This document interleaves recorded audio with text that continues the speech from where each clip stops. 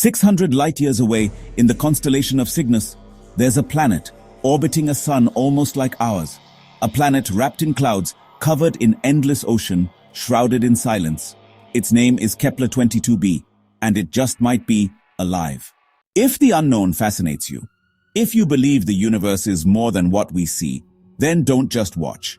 Join the journey, subscribe to Deep Inside, and step into the dark with us.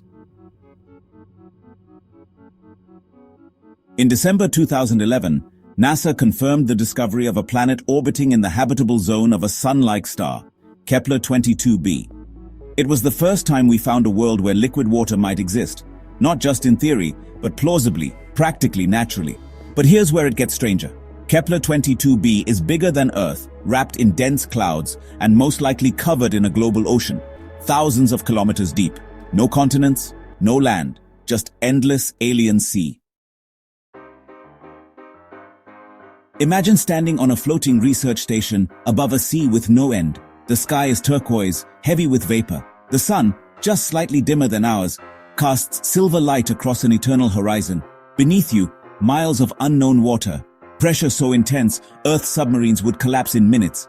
This isn't just an ocean, it's a cradle of alien chemistry. Life, if it exists here, would have evolved in darkness under crushing gravity with no land to anchor civilization.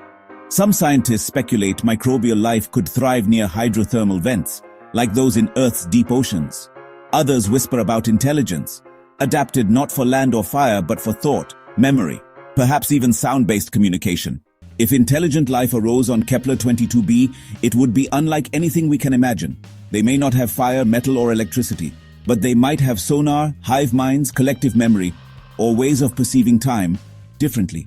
And what if they look up through their ocean's shimmering ceiling and see their star and wonder, are we alone?